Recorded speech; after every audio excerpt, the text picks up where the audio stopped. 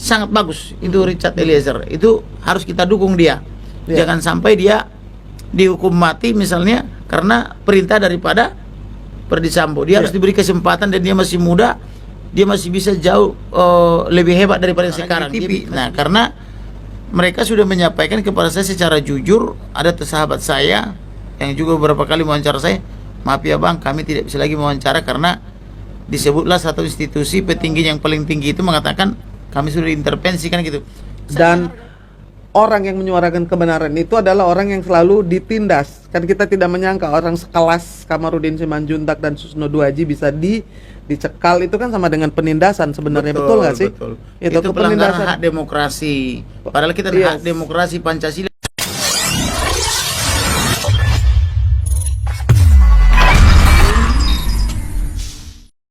Oleh pengacara terbaik Republik ini ya, yang bilang Hotman Paris, yang bilang juga semua orang bahwa tidak banyak orang yang mau menegakkan keadilan dengan tanpa bayaran sepeser pun. Bercerita ya, saya pengen tanya dulu, bagaimana perasaan itu ketika tahu dibatalkan di menit-menit terakhir? Karena saya sebagai narasumber sudah sering dibatalkan dan atau sering diintervensi oleh pemerintah ya. Jadi bagi saya itu biasa aja sebetulnya, tetapi sepanjang stasiun TV atau channel yang bersangkutan mau jujur. Sebagai contoh, saya juga pernah dibatalkan di TV lain, dan mereka membisiki saya, mohon maaf ya, kami sudah ditelepon oleh petinggi institusi ini, tidak boleh lagi mewawancarai Kamarudin Simanjuntak sebagai narasumber gitu.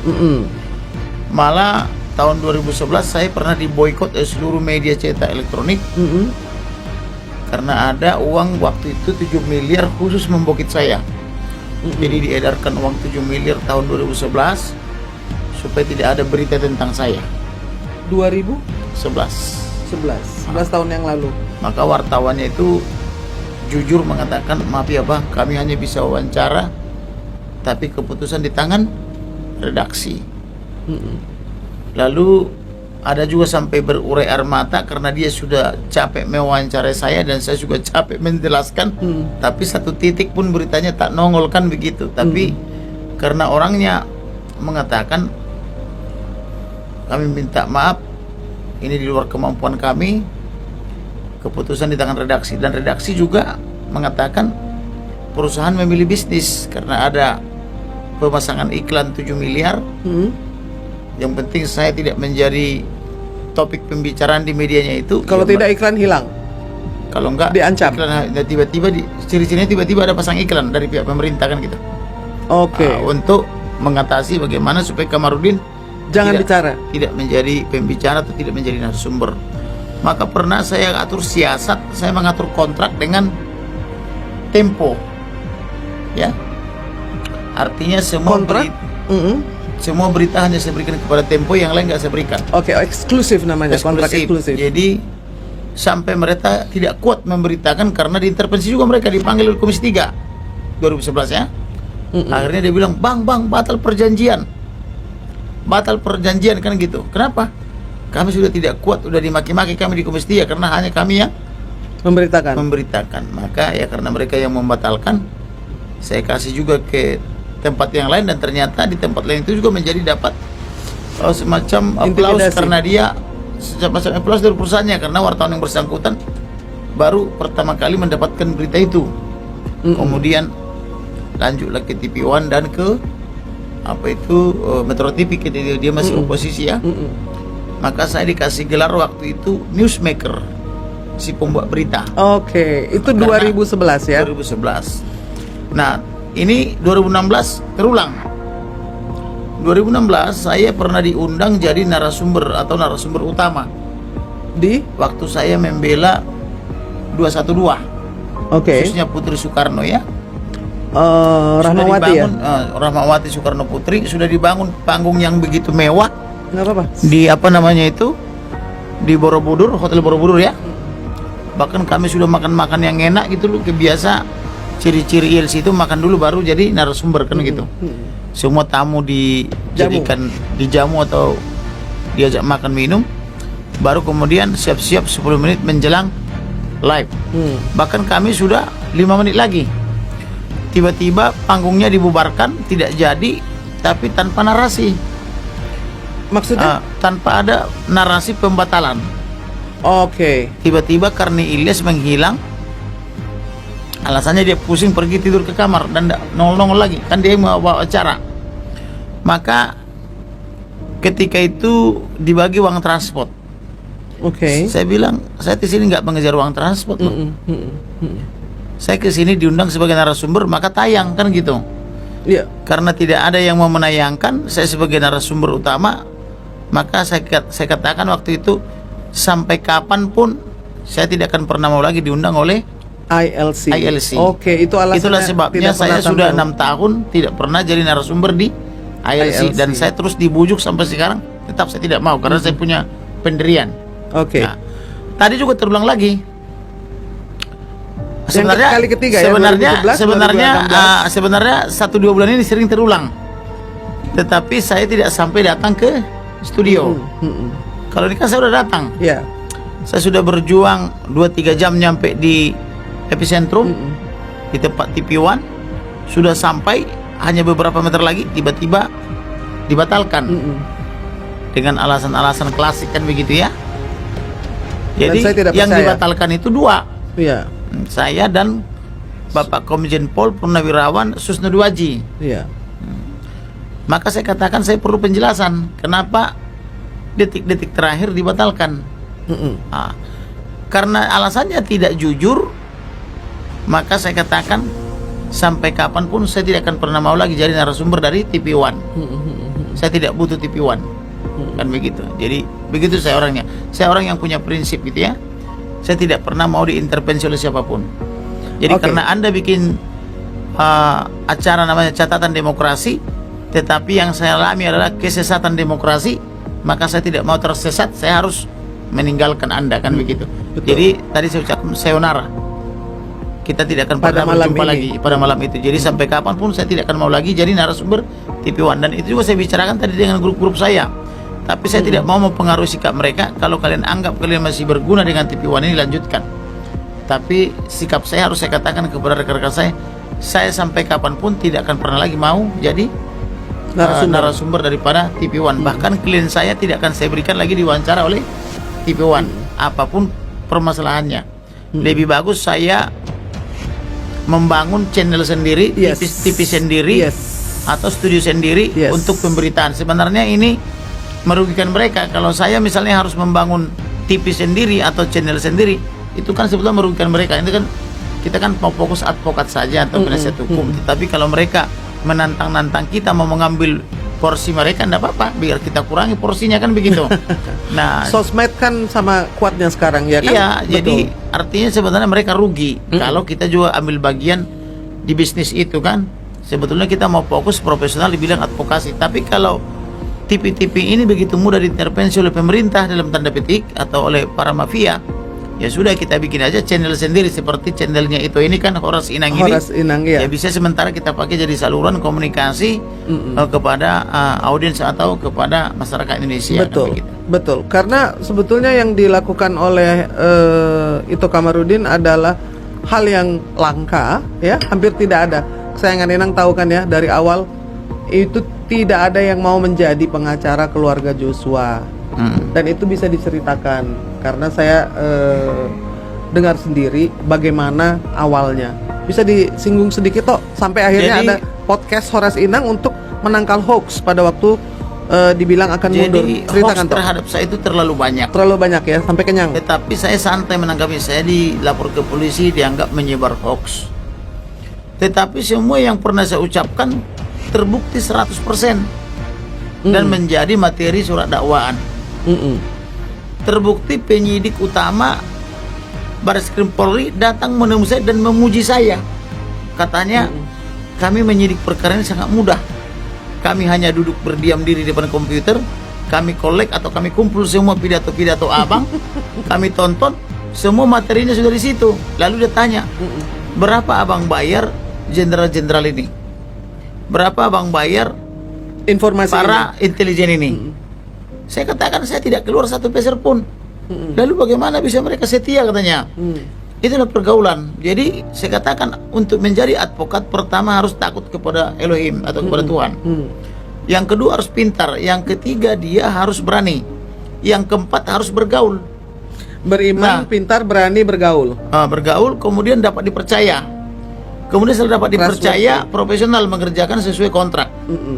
Kemudian setelah itu profesional, barulah punya integritas penegak hukum.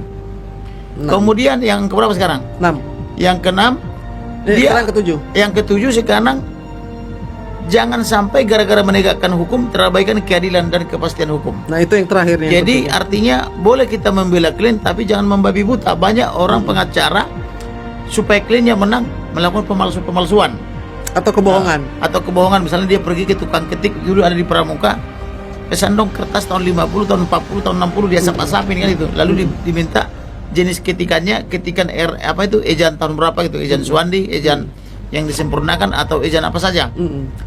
Atau ada juga orang diajar-ajari saksi untuk berbohong supaya menang. Ada juga misalnya menyuap jaksa, menyuap polisi, menyuap hakim, seperti yang baru tertangkap kemarin. Atau mengentertain misalnya penyidik, jaksa, hakim ke tempat-tempat maksiat gitu loh, dengan menyiapkan wanita atau hiburan malam gitu. Itu yang saya tidak hindari.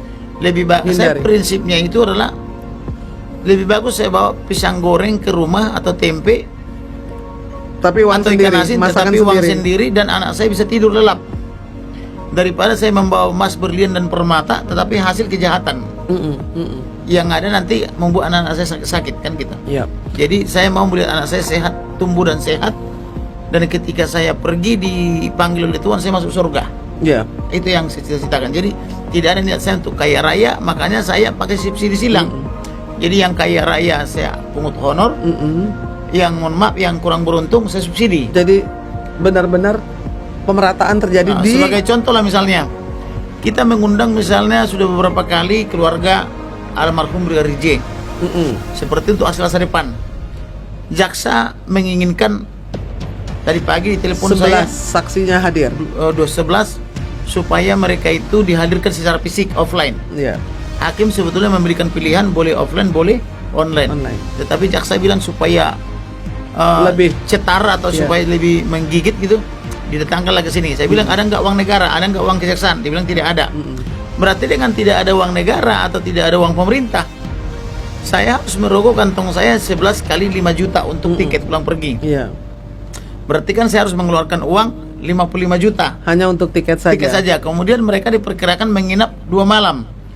Kalau 1 malam misalnya 1 juta kali 2 berarti kan 11 kali 2 juta 22 juta. 22 juta tambah 55 juta berarti kan kurang lebih 75 sampai 80 juta harus saya keluarkan, tambah uang makan dan saku dan sebagainya kan gitu. Nah, itu pengorbanan untuk sekali sidang. Nah, ini tersangka terdakwa kan banyak, berapa kali datang mereka nanti.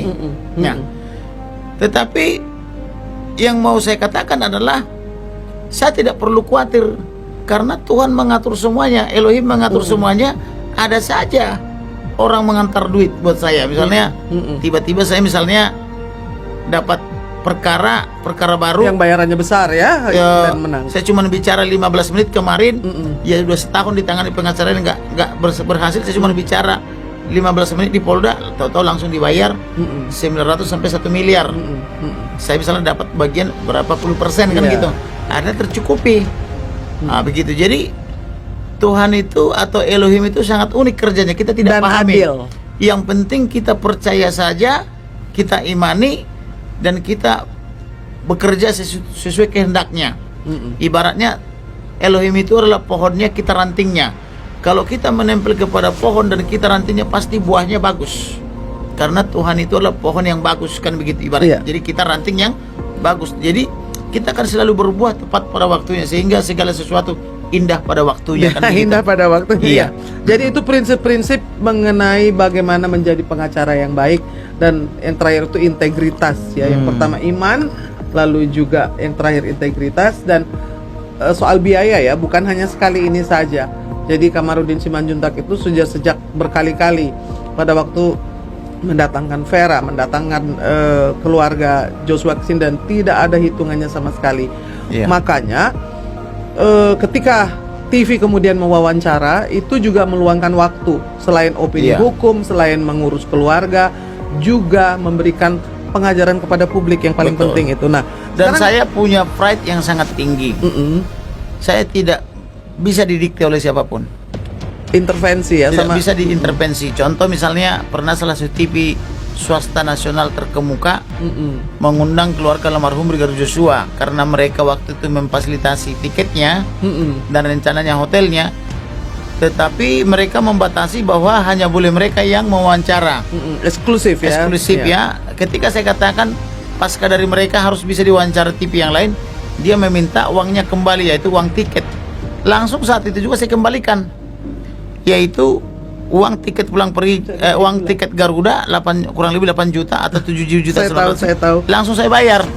Bahkan mereka membatalkan hotelnya, langsung di hotel yang sama yang tadinya dipesannya kamar ekonomi, saya pesan kamar yang paling mahal di hotel itu, yaitu Presidential Suite. Santika Suite atau Presiden Suite. Iya. Saya mau katakan, you tidak bisa jengkal saya dengan uangmu, dengan kehebatanmu gitu loh.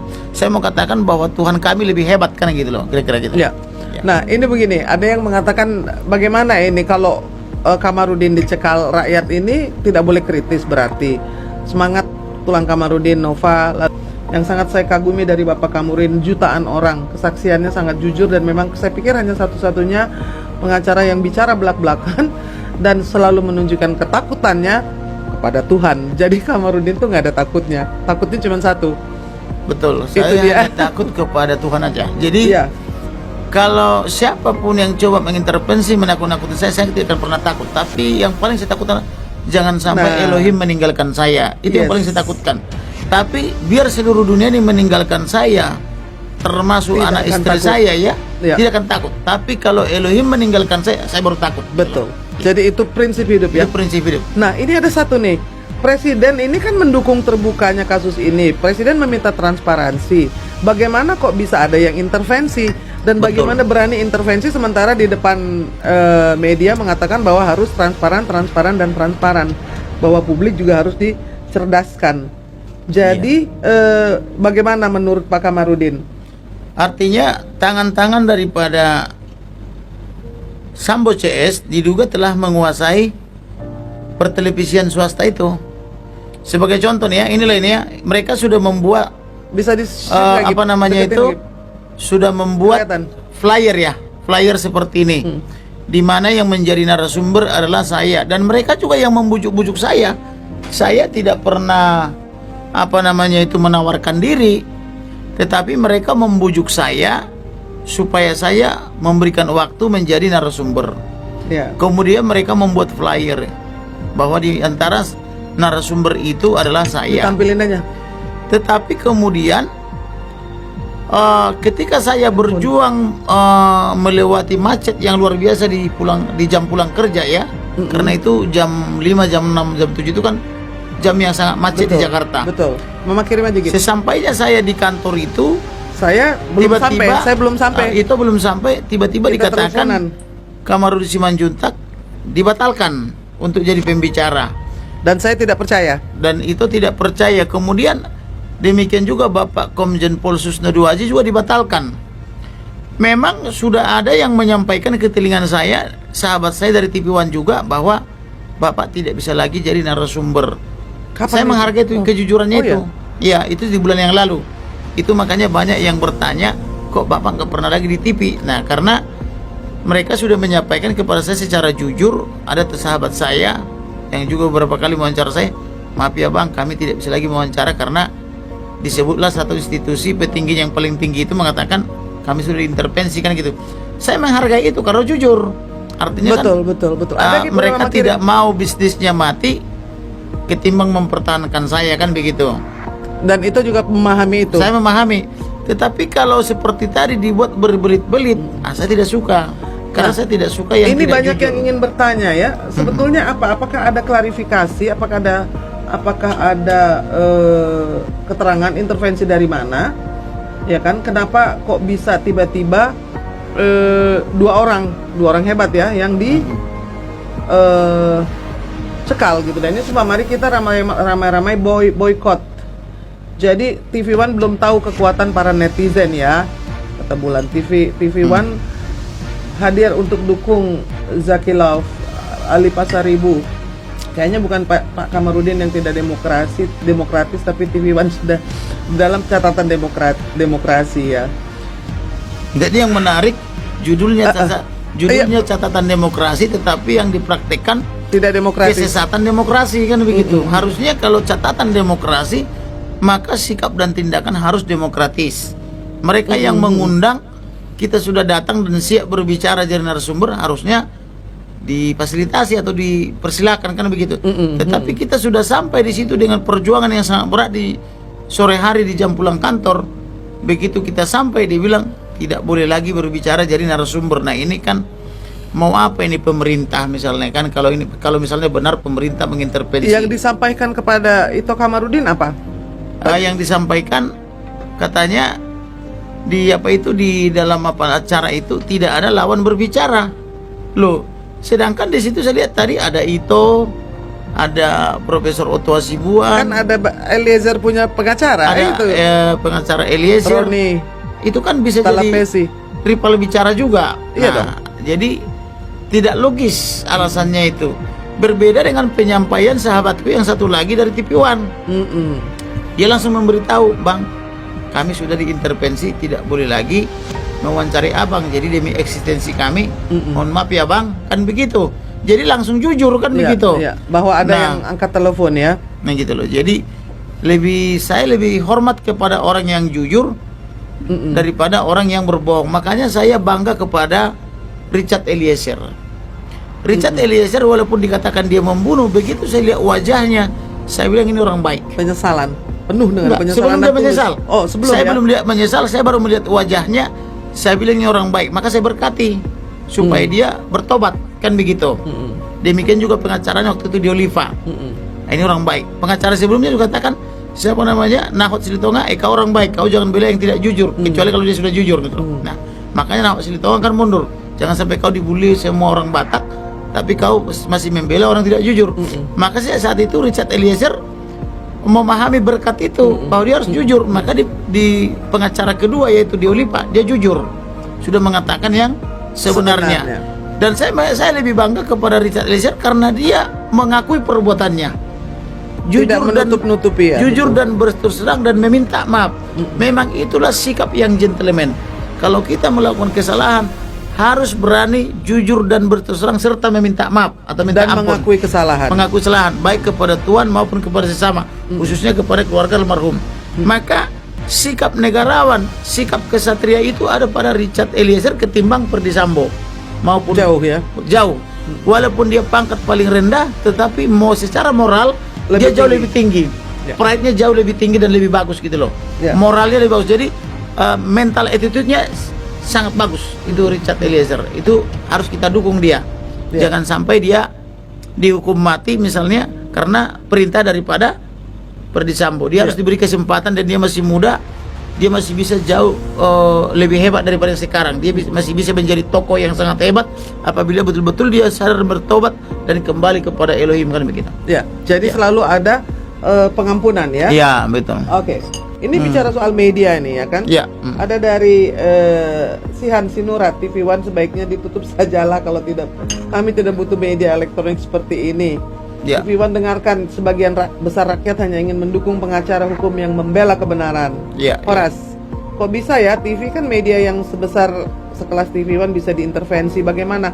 Nah kalau saya melihatnya lebih dari sisi demokrasi itu tidak bisa berdiri tanpa ada media yang independen, yang berpihak kepada rakyat ya. Karena media itu kan kontrol sosial dan pilar demokrasi. Jadi kalau media pun sudah melacurkan diri dalam tanda petik, ya mau dibawa kemana negeri ini? Jadi kalau advokat itu kan the guardian of constitution, atau pengawal konstitusi. Adapun media adalah kontrol sosial, pengawal demokrasi.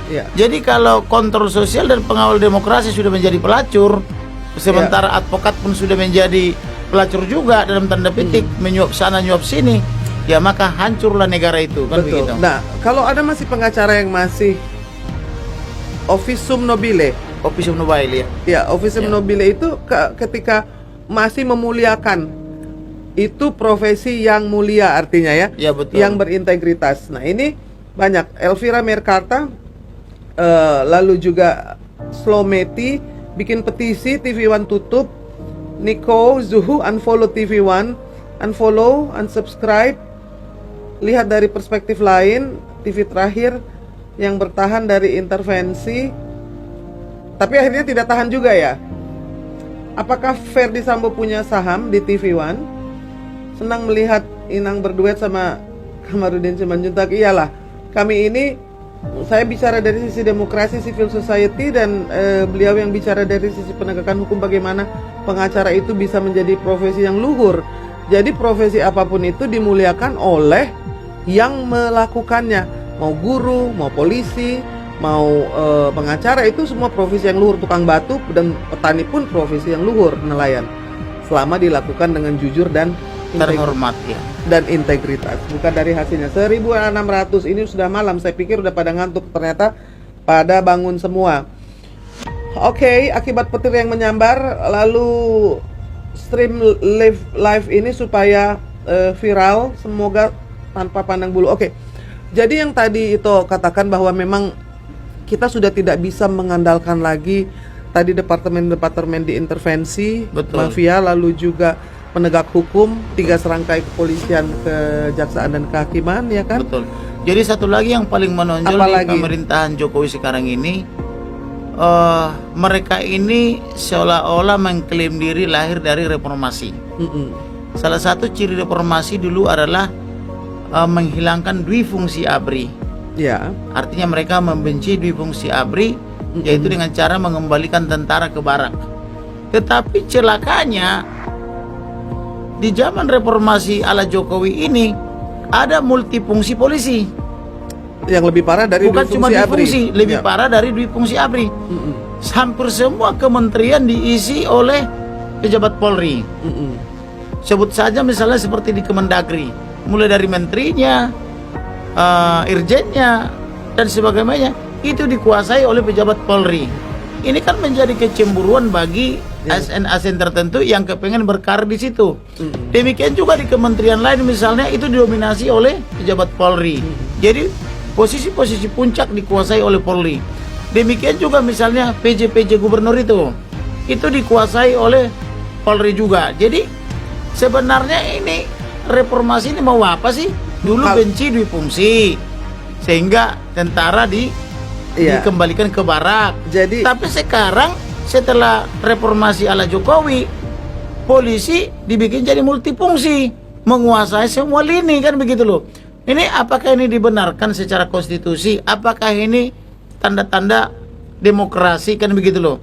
Ini sebetulnya yang bikin rusak negara ini karena adanya multifungsi Polri, kan begitu. Ya. Gitu Jadi loh. kalau saya ngelihatnya dari sisi benar, kita kan tadi kan ada mencatat dari cacatnya catatan demokrasi, gitu kan? Catatan demokrasi yang tidak demokratis. Nah, demokrasi ini sebetulnya supaya paham ya kan, semua kesayangan Inang, pemirsa, ini adalah orang-orang cerdas yang ingin menyuarakan kebenaran. Demokrasi itu adalah hanya cara agar supaya kita bisa memilih yang terbaik dari yang banyak ini. Ya. Ya, kita memilih yang terbanyak ini artinya kalaupun kamu adalah saudara saya, kalau ada yang lebih baik dari kamu, maka yang lebih baik itu yang kita pilih. Betul. Esensi dari demokrasi itu adalah untuk satu metode saja untuk mencari yang terbaik, apakah itu dalam pemilihan kepala desa, kepala negara, yang tadi dikatakan juga termasuk pemilihan, banyak hal yang dilakukan secara demokratis. Kalau itu cara dilukai, ya kan, tadi kan dikatakan oleh Ito Kamarudin, kalau dalam satu kementerian diisi oleh polisi semua, apakah tidak ada yang lebih baik dari dia? Kalau tidak ada yang lebih baik, maka tidak apa-apa. Seolah-olah polisi ini adalah jabatan yang superior dibanding jabatan sipil lainnya, sehingga dia menjadi layak menduduki jabatan strategis, top eksekutif di setiap kementerian.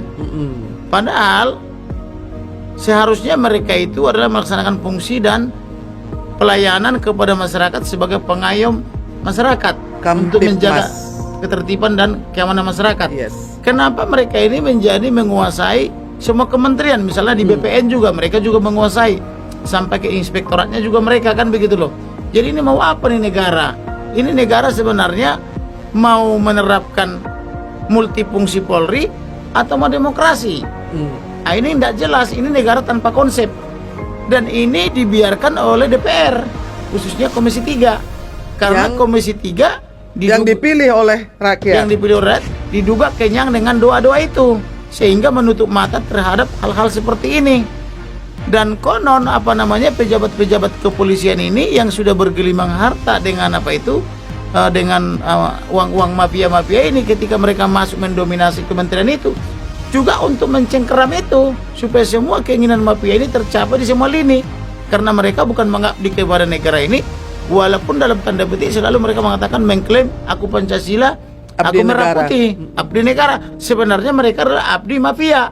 Kenapa bisa abdi mafia? Bisa kita hitung dari harta-hartanya. Contoh Ferdy Sambo misalnya, dia punya Lexus berapa, itu juga mungkin yang dulu yang pernah mengatakan itu, rumahnya begitu mewah, pakai lift, ada di mana-mana.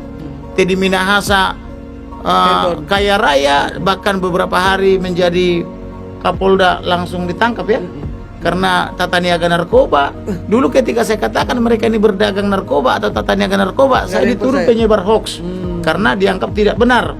Ketika saya katakan bahwa narkoba itu didatangkan dari Singapura dan singgap di Pondok Cabe berdasarkan laporan intelijen, kan gitu. Demikian juga ketika saya katakan waktu itu mereka ini judi online. Maka saya minta PPATK untuk memeriksa. Awalnya juga saya disebut melebar dan menyebar hoax. Saya katakan kalau mereka ini masih menguasai judi, mustahil rakyat mendapatkan keadilan, karena ketika rakyat yang miskin mengadu kepada polisi, tak akan dilayani. Bahkan nanti akan ada wanita yang menjadi korban pemerkosaan, ketika dia ketika dia melapor ke polisi, tidak dilayani karena tidak ada uangnya. Tetapi dianggap itu pacaran segala macam katanya. Jadi sangat menyakitkan sampai membuat si wanita itu stres. Itu kejadiannya di Polda, baru tadi siang saya klarifikasi. Tetapi penyidik yang sama menangani korban pemerkosaan ini, ketika istri Ferdy Sambo yang mengaku-ngaku diperkosa, langsung P21 saat dilaporkan. Jadi dilapor sekarang, langsung P21 sekarang, langsung SPDP dan sebagainya. Pokoknya lengkap dah semua. Tetapi ini si wanita yang korban sesungguhnya malah tidak 1 tahun nggak dianggap, malah dipingpong-pingpong aja. Padahal orangnya sama, tapi sikapnya berbeda. Kenapa berbeda? Karena Putri Chandrawati uangnya kencang, dan istri pejabat Polri punya kuasa, sedangkan yang korban yang sesungguhnya ini tidak punya karena kuasa dan tidak punya uang seperti itu, maka dianggap ini peristiwa biasa-biasa aja. Jadi inilah keprihatinan kita, mengapa selalu saya usung tema sampai 2024 rebut kepolisian dan ASN dari tangan mafia. Jangan sampai nanti 2024 orang-orang yang terlibat IKTP, terlibat korupsi mencalonkan diri jadi presiden dipilih. Saya mau di 2024 semua yang terlibat IKTP, semua yang terlibat korupsi, yang terlibat hambalang tidak boleh mencalonkan diri jadi presiden dan tidak boleh terpilih. Maka saya lebih tertarik misalnya 2024 misalnya, saya lebih tertarik misalnya dari militer jadi presiden, karena mereka terkenal disiplin. Misalnya apakah Bapak Andika misalnya atau Bapak Dudung Abdurrahman misalnya mencalonkan diri jadi presiden, saya dukung itu. Saya bersedia kampanye tanpa dibayar supaya mereka bisa jadi volunteer untuk memperbaiki negara ini. Tapi kalau orang-orang yang terlibat korupsi seperti terlibat IKTP tapi masih merasa bersih, jangan sampai deh, kasihan rakyat ini kan begitu. Karena itu artinya ajakan dari Kamarudin Simanjuntak untuk menolak lupa. Ya kan, supaya bangsa Indonesia ini tidak cepat lupa. Betul. Dengan Edang tahu bahwa korupsi terbesar dari parlemen itu pernah terjadi soal IKTP, dan itu banyak Alkes dan Hambalang ya. Yes, ada Alkes dan Hambalang, tapi yang memang paling menggegerkan itu karena pelakunya adalah ketua DPR ya kan. Lalu ada juga ketua hakim dan satu komisi yang berasal dari Komisi 2. Ya. Semua yang berasal dari Komisi 2 itu terlibat berdasarkan investigasi saya pada saat menerima itu. Ya, artinya semua mengetahui kan gitu, dan menerima uang-uangnya itu kan, walaupun pada akhirnya ada yang mengembalikan setelah disidik oleh KPK kan begitu. Ya, ini banyak sekali yang punya ide gitu. Tanggung negara yuk, hancur-hancuran. Jadi kita ini sebenarnya berdaya. Oke, jadi bahwa kita bisa menjadi podcast yang berdaya, lalu juga mendidik publik, dan ini juga mari yang tidak perlu diikuti jangan diikuti, jangan menyerah katus diungkap, auto unsubscribe, unfollow. Ini mungkin bisa jadi gerakan loh, karena menunjukkan betapa Kamarudin Simanjuntak dicintai, dan orang yang menyuarakan kebenaran itu adalah orang yang selalu ditindas. Kan kita tidak menyangka orang sekelas Kamarudin Simanjuntak dan Susno Duaji bisa dicekal. Itu kan sama dengan penindasan sebenarnya, betul nggak sih? Itu pelanggaran hak demokrasi. Padahal kita hak demokrasi Pancasila kan begitu, ada lagunya juga itu kan. Tetapi dalam praktek mau kemana kita ini berbicara saja harus dijegal begitu kan, keprihatinan. Oleh karena itulah saya tidak bosan-bosan mengatakan tema kita sampai 2024 adalah rebut Indonesia dari tangan mafia, atau rebut negara Indonesia dari tangan mafia, rebut pemerintahan dari tangan mafia, rebut institusi polisi, ASN, semua dari tangan mafia.